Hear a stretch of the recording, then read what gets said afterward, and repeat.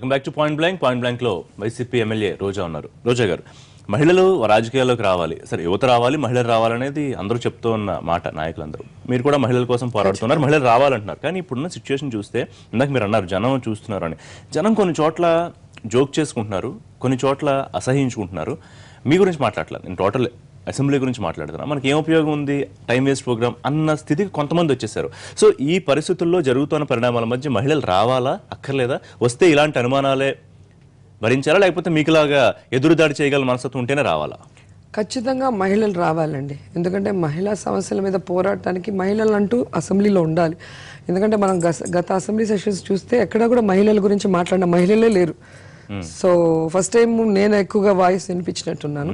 So ఒక్కరు ఉన్నప్పుడు target అవుతాం. అదే కొంతమంది ఒక బంచ్గా మనం కనుక సమస్యల మీద పోరాడగలిగితే ఖచ్చితంగా అధికార పక్షమైనా అపోజిషన్ పార్టీ అయినా కూడా మనని వేలెత్తి చూపించేదానికి లేదు. ఇలా పర్సనల్ గా టార్గెట్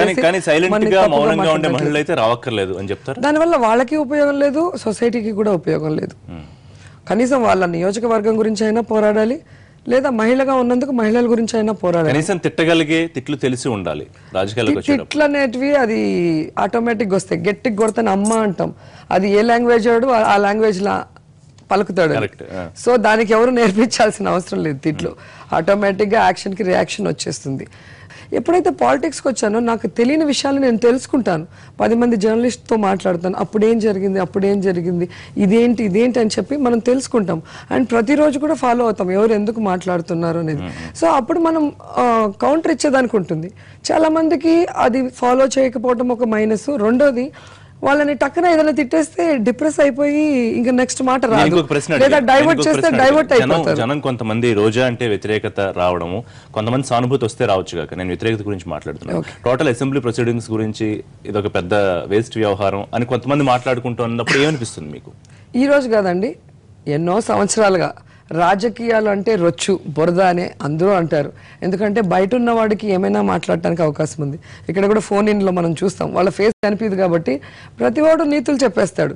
కానీ ఒక్కసారి ప్రజల్లోకి వెళ్ళి ఓటు తీసుకొని గెలిచి అసెంబ్లీలోకి వచ్చి ఆ ప్రజా సమస్య మీద నువ్వు పోరాడాలనుకున్నప్పుడు నీ మీద వాళ్ళు వేసే నిందలు కానీ, నీకు మైక్ ఇవ్వకుండా హ్యూమిలేట్ చేయటం కానీ, ఒక బంచ్ ఆఫ్ పీపుల్ నిన్ను హ్యూమిలేట్ చేస్తే అప్పుడు నువ్వు ఇదే మాట అంటే నేను ఒప్పుకుంటా. సో అక్కడ మహిళ, పెద్ద మహిళ, చిన్న మహిళ, బీద మహిళ, గొప్ప మహిళ కాదు, కష్టం వచ్చినప్పుడు తిడతారు. అదే అంటున్నాను, అక్కడ వాళ్ళని హ్యూమిలేట్ చేశారు కాబట్టి వాళ్ళు తిట్టారు. ఇక్కడ ఎమ్మెల్యేగా నన్ను హ్యూమిలేట్ చేశారు, సమస్య మీద హ్యూమిలేట్ చేయలేదు. సో అధికార పక్షంలో ఉన్నప్పుడు సమన్వయంగా ఉండి 10 మంది చెప్పేది విను, నువ్వు చేస్తావో చేయవో సెకండరీ, కనీసం మాట్లాడేదానికి కూడా ఇవ్వకపోవడం అనేది ఎంత దారుణం అనేది మనం ఆలోచించాలి. ఓవరాల్ గా జరిగిన ఎపిసోడ్ రోజాకి కలిసి వచ్చిందా, మైలేజ్ ఇచ్చిందా, పార్టీకి కలిసి వచ్చిందా అంటారా మన జరిగిన ఎపిసోడ్ అంతా? అది మైలేజ్ గురించి కాదు. నాకు చాలా బాధాకరమైన విషయం ఏంటంటే, వితౌట్ ప్రతిపక్షం వాళ్ళు ఏదైతే బిల్స్ పాస్ చేసుకున్నారో ప్రైవేట్ యూనివర్సిటీస్, దానివల్ల ఈరోజు పేద విద్యార్థులకి విద్య అందే పరిస్థితి లేకుండా పోతుంది. ఎస్సీ, ఎస్టీ, బీసీ మైనార్టీలకి ఎటువంటి రాయితీలు లేకుండా కాలేజీలు పెడితే వాళ్ళు ఎలా చదువుకుంటారని జ్ఞానం కూడా లేకుండా ఈరోజు ఆ బిల్లు పాస్ చేసుకున్నారు. అలాగే ల్యాండ్ లీజ్ ఇంక్రీజ్మెంట్ 33 సంవత్సరాలు ఉన్నదని 99 సంవత్సరాలకి ఇంక్రీజ్ చేసి సింగపూర్లో ఉన్న తన బినామీలకు కానీ ఇక్కడున్న బినామీలకి చంద్రబాబు నాయుడు కట్టబెట్టడానికి చేసిన బిల్ 99 సంవత్సరాలు చేయాల్సిన అవసరం ఏముంది?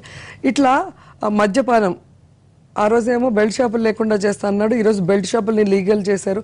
హైవేస్లో కానీ మాల్స్లో కానీ సూపర్ మార్కెట్లో కూడా పెట్టి ఈరోజు మహిళల జీవితాలని మళ్ళీ ప్రశ్నార్థకంగా మారుస్తున్న చంద్రబాబు నాయుడు కానీ, అలాగే ఈ కాల్ మనీ దాన్ని తప్పించుకోవడానికి ఏ విధంగా ఓవరాల్గా వడ్డీ వ్యాపారాలను హింసించి రేపొద్దున పేదవాడు వ్యాపారం చేయాలంటే ఎవడన్నా వడ్డీ వ్యాపారి వడ్డీ ఇచ్చే పరిస్థితి కూడా లేని పరిస్థితికి తీసుకొచ్చి ఇట్లా అన్యాయంగా ఆయన చేస్తున్న కార్యక్రమాలు చూస్తుంటే అయ్యో మనం ఎందుకు ఆ రోజు బయటకు వచ్చేసామా, మనం ఉన్నింటి వీటి మీద గట్టిగా పోరాడింటాము.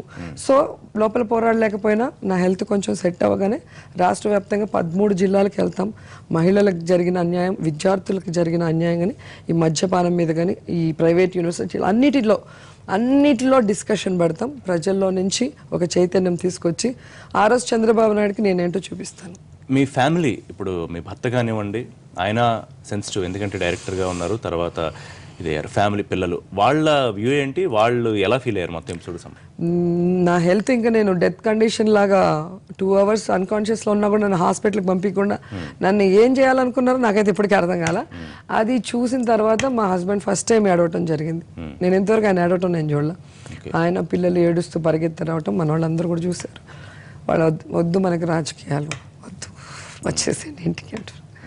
సో ఆ పరిస్థితి వచ్చింది. సో ఎమోషనల్లో వాళ్ళు అన్నారు, సరే టైం విల్ డిసైడ్ అని చెప్పి నేను కూడా వదిలేశాను. ఇంకా నాలాంటి వాళ్ళు కూడా భయపడి పారిపోతే ఇంకా రాజకీయాలు ఎవరు లేడీస్ చెప్పాల్సింది, చూపించాల్సింది 2019 అంతేనా? నా హెల్త్ సెట్ అయిన వెంటనే చంద్రబాబు నాయుడు ఏంటి, ఆయన ప్రజలకు చేస్తున్న మోసం ఏంటి, అసెంబ్లీలో తప్పించుకోవడానికి ఏ విధంగా ఆయన అసెంబ్లీని వాడుకున్నాడో అన్నీ కూడా తెలియజేస్తాను నేను. జబర్దస్త్ స్టేజ్ కాదు ఇది, అసెంబ్లీ. ఆ విషయం రోజే తెలుసుకోవాలి. ఎవరు చెప్పారు అని చాలా మంది టీడీపీ నాయకులు కామెంట్ చేశారు. వాళ్ళు కామెడీ ఆర్టిస్టులు అనుకున్నారేమో, అందుకని జబర్దస్త్ అంటున్నారో నాకైతే అర్థం కాలేదు. కానీ జబర్దస్త్లో మీరు చూస్తే నేను నవ్వుతూనే ఉంటాను, ఎప్పుడూ కూడా కోపపడిన పరిస్థితులు మీరు చూడరు. అండ్ అది ఒక entertainment programme, without any interruption 3 yearsగా కంటిన్యూస్గా ప్రజలు ఆదరిస్తున్న షో. సో దానివల్ల రాష్ట్ర వ్యాప్తంగా నాకు పేరు వస్తుంది కాబట్టి అది చూసి బాధతో చాలా సందర్భాల్లో ఈయన కూడా గంటా గారు కూడా రిషితేశ్వర్ ఇష్యూ డిస్కస్ చేసేటప్పుడు ఒక అమ్మాయి, ముక్కుపచ్చలారిన అమ్మాయి, చదువుకున్న అమ్మాయి, ఒక ప్రిన్సిపాల్ తప్పు వల్ల, ఒక ర్యాగింగ్ వల్ల చనిపోతే దాని మీద నేను మాట్లాడుతుంటే ఆయన మాట్లాడిన మాటలు జబర్దస్త్ అని తీసుకురావటం. సో వాళ్ళకి ఆ జబర్దస్త్ మీద నాకు పేరు వస్తుంది కాబట్టి ఎంత కసి ఉంది అనేది కనిపిస్తుంది. జబర్దస్త్ నుంచి రోజా తప్పుకుంటున్నారా, తప్పించారా, ఏ మాటలు వినిపిస్తున్నాయి? తప్పించాలని ప్రయత్నం చేశారని మొన్న ఒక ఎపిసోడ్ మంచు లక్ష్మి గారు చేసినప్పుడు అన్నారు. యాక్చువల్గా ఆ రోజు నేను లండన్ వీసా కోసం ఢిల్లీ వెళ్ళున్నాను, ఎందుకంటే వరదలు వచ్చి ఉన్నాయి చెన్నైలో, కాబట్టి ఒక ఎపిసోడ్ తను చేసింది. కానీ అది కరెక్ట్గా టెలికాస్ట్ అయింది, నేను సస్పెండ్ అయిన నెక్స్ట్ 2 daysలో కాబట్టి. సో టీడీపీ వాళ్ళు చాలా సంబరాలు చేసుకున్నారు, పార్టీలు చేసుకొని ఇవన్నీ చేసుకోవటం జరిగింది. అంటే చంద్రబాబు నాయుడు గారికి రామోజీరావు గారు క్లోజ్ కాబట్టి ఆయనకు చెప్పి నన్ను తీసేయించమని చాలా మంది కూడా సజెషన్స్ ఇచ్చినట్టు తెలిసింది. సో వెయిట్ అండ్ సీ, ఎందుకంటే ప్రజలు ఇష్టపడ్డారు కాబట్టి నేను అది చేస్తున్నాను. ఎందుకంటే ఎలక్షన్స్ అప్పుడు నేను చేయలే, ఆల్మోస్ట్ 2 months నేను చేయలేదు. చేయనప్పుడు మీరు లేకపోతే అసలు జబర్దస్త్ బాగాలేదండి, మీరు వస్తే బాగుంటుందని నాగబాబు గారు కానీ అందరూ కూడా అడగటం జరిగింది. ప్రజలు కూడా మీ స్మైల్ చాలా బాగుంటుంది, ఆ స్మైల్ మేము మిస్ అవుతున్నామన్నారనే ఇంత బిజీలో కూడా సండేస్ టైం పెట్టుకుని సండేస్ మాత్రమే చేస్తాను నేను, మిగతా టైం కాన్స్టెన్సీలో. ఫైనల్ గా రోజా గారు, ఇప్పుడు ఏం జరుగుతుందో కమిటీ ఒకటి రావాలి, తర్వాత సస్పెన్షన్ సంబంధించి యాక్షన్ ప్లాన్ ఏంటి? ఒకవేళ మీకు అనుకూలంగా వస్తే ఏంటి, వ్యతిరేకంగా వస్తే ఏంటి? నేను దాని గురించి అసలు ఆలోచించలేదు సార్. ఎప్పుడైతే వాళ్ళు 1 year సస్పెండ్ అన్నారో నేను ఇలానేసి పోయాను, మీరు చూస్తుంటారు క్లిప్పింగ్లో. అంటే ఒక మహిళకి ఆన్సర్ చెప్పలేకుండా ఇంత దిగజారిపోయారని చెప్పేసి పోయాను ఆ రోజు కూడా నవ్వుతూనే పోయాను, నేనేం పెద్ద బాధపడలా. కానీ ఆ రోజు నేను పోయేటప్పుడు కూడా మొత్తం ఎమ్మెల్యేలు కానీ జగన్ గారు నువ్వు బయటికి పోవద్దు, నువ్వు కూర్చో ఇక్కడే అని చెప్పి నేనే కారణం.